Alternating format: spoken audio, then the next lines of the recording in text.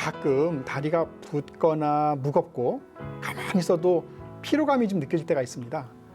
저는 그런 날이면 오늘 무리했나? 그래도 열심히 살았구나. 이런 생각하면서 위로하기도 하는데요. 하지만 일시적인 증상이 아니라면 주의해서 살펴봐야 되겠죠. 그래서 오늘 소소건강에서는 하지 정맥류에 대해서 알아보도록 하겠습니다. 도움 말씀 주실 김영균 혈관외과 전문의 나오셨습니다. 안녕하십니까? 네, 안녕하세요. 네, 소개받은 김영균 원장입니다. 혈관외과라고 하면 다들 생소하시죠? 혈관외과는 우리 몸에서 머리와 가슴 부위를 제외한 팔, 다리에 있는 혈관을 담당하는 과라고 생각하시면 되고요. 네. 주로 대학병원에 과가 있지만 개원가에서는 주로 하지 정맥류나 투석 혈관을 관리하는 과가 되겠습니다. 아, 그래요? 네. 어쨌든 오늘 뭐 현균, 영균, 균균 듀엣이 한번 잘해보도록 하겠습니다. 보통 이게 하지정맥류 그러면 많은 분들이 이제 알고는 계세요. 그 뒤쪽에 있는 장단지에 막 울퉁불퉁 뭐 지렁이 지나가는 것처럼 보이기도 하는데 하지정맥류가 무엇이고 왜 생기는 걸까요? 이게? 하지 정맥 안에는 판막이라고 하는 중요한 구조물이 있는데요. 네. 이 판막은 밸브처럼 생겨서 다리에서 심장으로 갈 때는 열리고 피가 역류할 때는 닫히는 역할을 합니다. 이게 고장이 나면 다리 정맥으로 혈액이 많이 고이게 되고요. 그러면 정맥압이 늘어나서 네. 다리의 혈관이 울퉁불퉁 튀어나오는 질환이 되겠습니다. 그 발생 기전은 아직 명확하진 않고요. 나이가 많을수록 또 여성분한테 그리고 가족력이 있는 경우, 네. 그리고 비만이 있는 경우 많이 발생하고 한다고 되어 있고요. 네네네. 직업상 오래 서 있거나 복압이 높아지는 경우 하지정맥류의 중요한 발생 요인이 된다고 할 수 있겠습니다. 아, 그렇군요. 이게 보통 겨울철 되면 뭐 찜질방이나 이런 뭐 그 사우나 이런 데 찾는 분들도 많으시고 그 보온을 위해서 뭐 그 스타킹 같은 거 아니면 부츠 같은 것들 활용하기도 하거든요. 이 겨울철 되면 뭐 주의해야 될 점이 좀 있을까요? 그 하지정맥류 있는 분들이 필요하다고 이거는 일시적으로 생기는 증상으로 착각하는 경우가 있는데요. 그래서 사우나나 찜질방을 가게 되면 심부 체온이 올라가게 됩니다. 그렇죠. 그러면 체온이 올라가면 정맥은 확장되게 돼 있고 그런 판막 기능은 떨어지게 돼요. 아, 그렇구나. 그래서 더 증상이 악화되는 경우가 있어서 네네네. 조금 주의가 필요하고요. 만약 이 증상이 최근에 그런 증상이 더 심하다고 하면 정맥류가 악화돼서 그럴 수 있으니까 꼭 전문의와 상담이 필요하겠습니다. 아, 그렇군요. 네. 이게 보통 하지정맥류가 이제 정맥에 들어있는 판이 늙어가지고 혹은 이렇게 기능을 안 하니까 내려와서 이제 더 뚱뚱하게 붉은 것인데 이 핏줄이 이렇게 자주 이렇게 도드라진 환자들이 호소하는 어떤 증상 같은 것이 있습니까? 하지정맥류는 이렇게 겉으로 보이는 증상이랑 환자가 느끼는 주관적인 증상이 있을 수 있고요. 겉으로 보이는 증상으로는 금방 얘기했듯이 모세혈관이 커지는 모세혈관 확장증, 그리고 거미줄 모양처럼 보이는 망상정맥류, 네. 그다음에 우리가 가장 흔하게 얘기하는 울퉁불퉁 튀어나오는 가지정맥류. 이게 흔한 증상이고요. 네네네. 심한 경우는 색조 변화도 생길 수 있고, 네. 그다음에 피부 발진이 생기기도 해요. 그래요? 그리고 심하게는 궤양. 그 증상이 다양하고요. 네. 그리고 또 환자들이 느끼는 주관적인 증상은 네. 일하고 나면 다리가 어때요? 무겁고, 붓고, 붓고, 피로하고, 시리고, 저리고, 네네네. 필요하고. 그리고 이런 증상들이 주로 언제 생기는지 아세요? 오래 서서 일하고 나서. 그렇죠, 그렇죠. 그러니까 주로 오후에 아. 심하고 자고 나면 어떻겠어요? 좋아지죠. 이게 네네. 특징이라고 할 수 있겠습니다. 그렇군요. 네. 그러니까 이게 이제 하지정맥류로만 발생하는 것뿐만 아니라 보통 이게 척추질환이나 다른 질환하고 이렇게 같이 겹칠 때가 있을 것 같은데 하지정맥류의 정확한 진단은 어떻게 내리고 계십니까? 저희 다리가 불편한 환자분들이 저희 외래에 오시면 아까 얘기했던 증상들을 물어보게 되는데 네네. 주로 언제 심해지는지, 무슨 일을 하고 나서 심해지는지, 하루 중에 주로 오후에 심해지는지 여쭤보게 되고요. 네네. 그리고 진찰을 통해서 정맥류나 아까 피부 병변, 궤양이 있는지, 습진이 있는지 이걸 확인을 하게 됩니다. 네. 이렇게 하지정맥류가 의심이 되면 정맥 초음파 검사를 하게 되는데요. 네네. 정맥 초음파 같은 경우는 우리가 실시간으로 하는 검사이고 주로 누워서 하거나 네. 서서 검사를 진행하게 되고요. 네네네. 초음파를 통해서 직접 늘어난 혈관을 네. 초음파로 직접 볼 수 있거든요. 그렇죠. 직접 확인을 하고 그러니까 판막의 기능을 초음파로는 확인이 돼요. 심장으로 올라가는 혈액이 있으면 이건 정상이고 만약에 역류하는 그렇죠. 역류하는 사진이 보이면 네.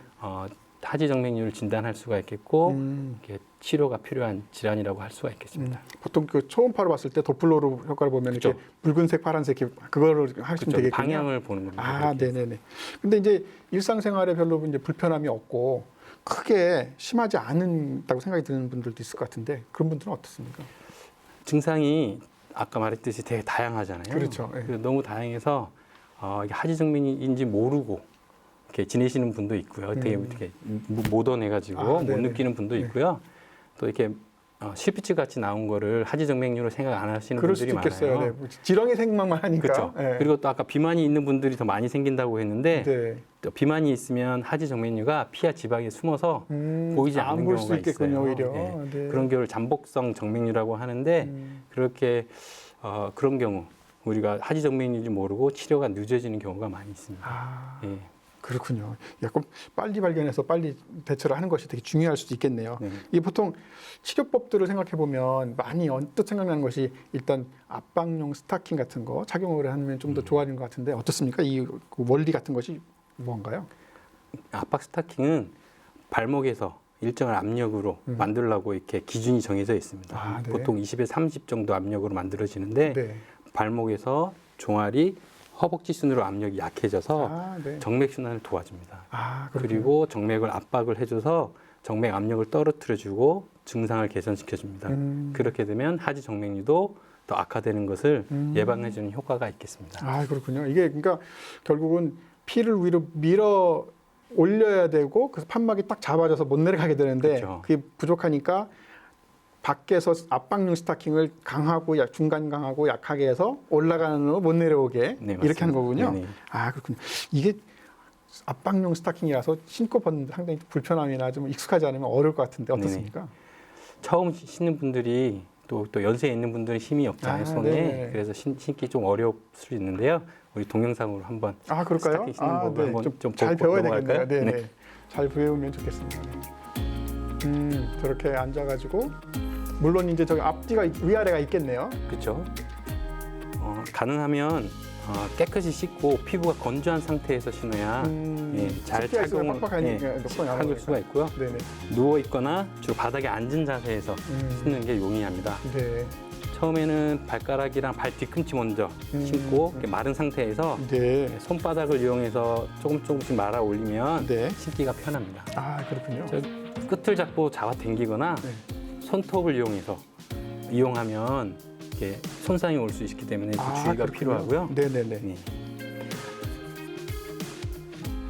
처음 신을 때 압력이 너무 높아서 신기가 어려울 때는 풋슬리브라고 하는 보조기구를 이용하면 보조기구가 있군요. 네. 네. 훨씬 용이하게 네. 스타킹을 착용할 수 있겠습니다. 아, 네. 요새는 뭐 빵집 같은 데서 저런 거 해가지고 봉투에 넣기 쉽게 하는 그런 원리가 똑같네요. 네. 네, 네. 근데 보통 이게 그 압박용 스타킹도 좀 쓰다 보면 분명히 이제 늘어나거나 압박의 정도가 좀 약해질 것 같은데 이걸 선택하거나 이제 관리하는 어떤 기술 같은 것이 좀 있습니까? 의료용 압박 스타킹은 사이즈가 매우 다양합니다.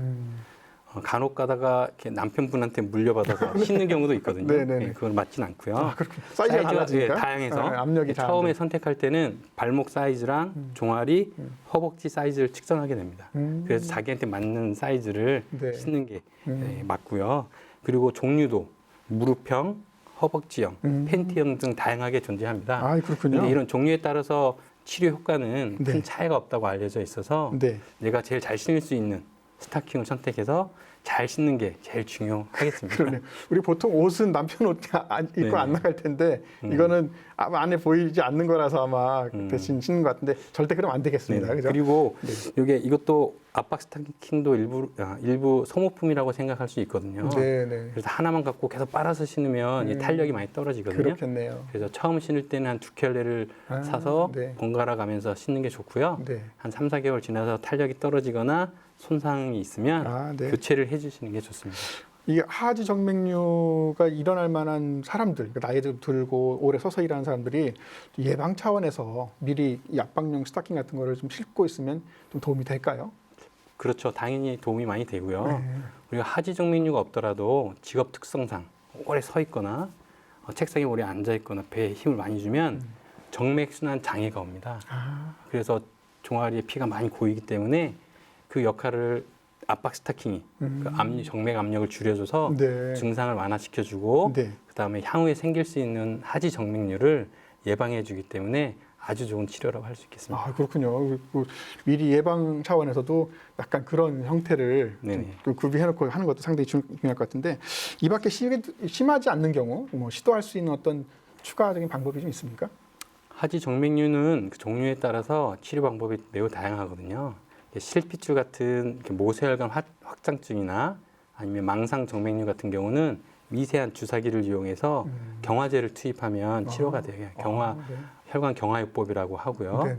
울퉁불퉁 튀어나온 혈관이나 역류가 있는 경우는 경화요법보다는 우리가 수술인 고위 결찰술이나 레이저나 고주파와 같은 정맥 내 열치료 네. 그리고 최근에 도입된 베나실이나 클라리베인 같은 생체 접착제를 이용한 정맥 폐쇄술이 있을 수 있습니다. 아, 네. 이런 방법들은 환자의 나이나 환자의 경제 상황이나 또 정맥류의 형태에 따라서 종합적으로 판단을 해야 되겠습니다. 하고 결정을 하게 됩니다. 그렇군요. 이게 종아리를 보고 푸른색 지렁이가 기어간다고 다 하지정맥류는 아닐 것 같은데 꼭 수술이 필요한 군이 좀 있을 것 같아요. 네. 어떤 때 수술이 필요할까요? 가장 좋은 치료가 압박 스타킹이라고 금방 말씀드렸죠. 네. 값도 싸고. 예, 압박 스타킹을 6개월 이상 장기간 신었는데도 효과가 없거나 여러 가지 피부 질환으로 인해서 이게 알러지가 있는 경우도 있거든요. 그렇죠. 아니면 답답해서 못 씻는 분들이 계세요. 그런 경우는 어쩔 수 없이 수술로 치료를 해야 되는 경우도 있고 네. 미용상 문제가 되는 경우 또 수술이 필요할 수도 있겠습니다. 아, 그렇군요. 네, 또 특히 우리 궤양이나 피부 병변 또 이렇게 여러 가지 색소 침착 이런 합병증이 생겼을 때는 압박 스타킹만 착용하는 것보다는 수술을 해주면 좀 더 빨리 치료가 가능하겠습니다. 근데 압박 스타킹이 아까도 말씀한 것처럼 뭐 신는다고 호전이 된다 이런 거는 어떤 거예요? 좀 덜 붓거나 그 튀어나온 정도가 좀 감하게 되는 경우가 호전된다고 봐야 되는 거예요? 이미 튀어나온 혈관이 줄어들진 않지만 네. 더 심해지는 걸 예방해주고요. 증상을 완화시켜서 피부 변색이나 이런 피부 병변은 많이 좋아집니다. 아, 그래요? 네. 본인도 느껴질 만큼 좋아지나 보죠? 서서히 좋아지죠. 아, 네. 아까 이제 수술 말씀하셨는데 수술하시는 것이 이제 한 번 딱 수술 받는다고 평생 관리가 되는 게 아니잖아요. 이게 또 재발되지 않는 보장이 없을 것 같은데 네. 어떻습니까? 재발률은? 일반인들 중에서 하지 정맥류의 발생률을 보면 한 15에서 30% 정도 돼요. 네, 근데 네. 수술하고 나면 네. 그 일반인들이 어때요? 일상생활이 패턴이 바뀌지가 않거든요. 그렇죠, 그렇죠. 똑같은 직업일 그러면 거고. 한 5년에서 10년 지나면 재발률이 어느 정도 되겠어요? 다시 또. 한 15에서 30% 정도 돼요. 아, 그래서 우리가 수술하고 나서도 꾸준히 관리가 필요하고요. 네, 네. 정기적으로 한 1년에 한 번 정도 네. 전문의한테 찾아가서 진료가 필요합니다. 네.